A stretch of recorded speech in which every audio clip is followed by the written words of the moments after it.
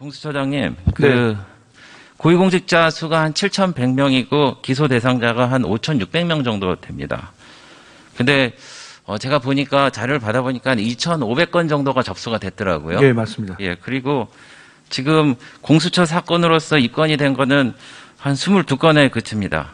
그런데 언론 보도를 통해서 제가 봤는데 이 중에 윤석열 국민의힘 후보, 대통령 후보에게 한 분에게만 4건이 적용됐습니다. 그러니까 2,500건 중에 입건되는 거는 100분의 1도 못 미치는데 그 22건 중에 4건이 한 사람한테 이렇게 입건됐는데 이거 좀 너무하지 않습니까?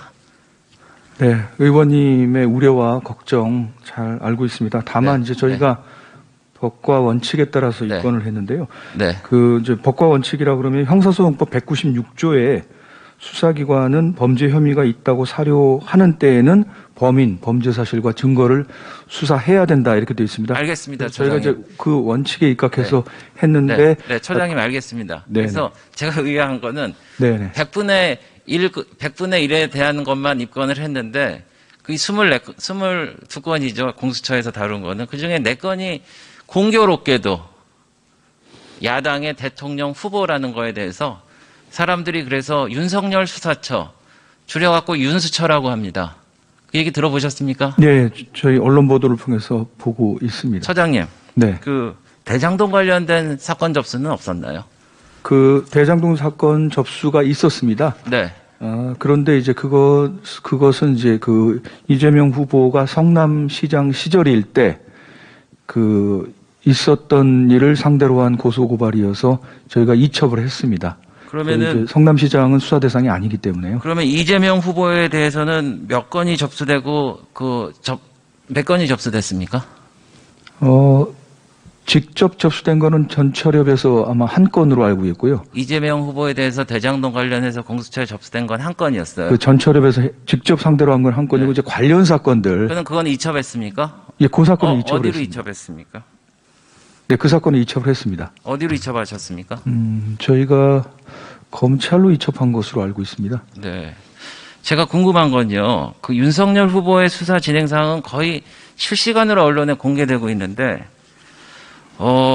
그래서 지금 아까 말씀드린 대로 윤석열 수사처, 윤수처라고 말씀을 드렸는데, 이게 과연 공평하고 공정한 수사인가 이런 거에 대해서 국민들이 걱정하고 있단 말입니다.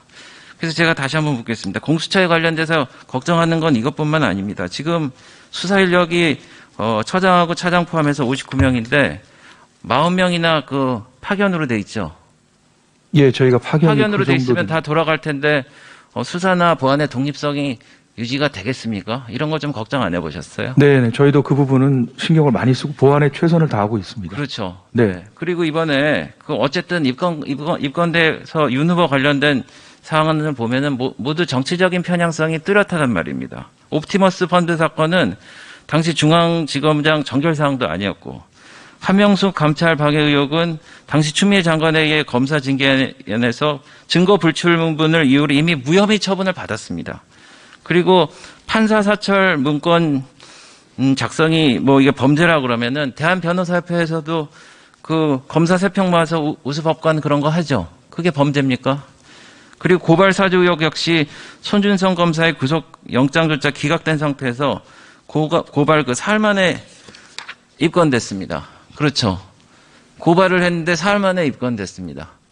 그게 글쎄요, 남들이 보기에는 그렇게 일상적이고 정상적인 상황인가? 특히 이 대통령 선거를 앞두고 어떻게 생각하십니까? 예, 말씀하시는 우려 충분히 저희도 듣고 있습니다. 다만 말씀하시는 사실관계, 법률관계하고 저희가 보는 이제 증거를 통해서 보는 사실관계하고 조금씩 다른 면들이 있습니다. 근데 구체적으로 저희는 이제 수사 상황이기 때문에 말씀은 드릴 수는 없습니다만 네. 조금 다르다는 말씀은 드립니다. 네. 윤석열 후보에 대한 건 언론에 다 풀하면서 나머지는 그렇게 보완을 저희가 수사기관으로서 네. 공무상 비밀을 누설하고 있지는 네. 않습니다. 근데 다 다만 국민들이 어떻게 알게 됐을까요? 그게 여러 경로는 있는 것 같습니다. 변호인 쪽에서 이렇게 하시는 것도 없지 않아 있는 것 같고요. 하여간 네, 저희가 그리고 제가 다음 질문 하겠습니다. 네. 죄송합니다. 제가 네. 질의 시간이 짧아서. 네.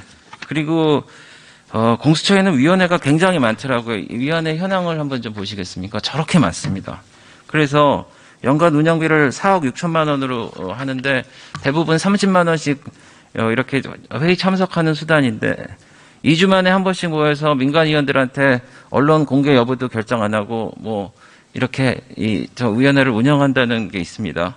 그래서 제가 궁금한 거는 그 윤석열 후보 관련된 이 사건은 입건 여부를 판단하기 위해서 위원회에서 심의를 하셨습니까?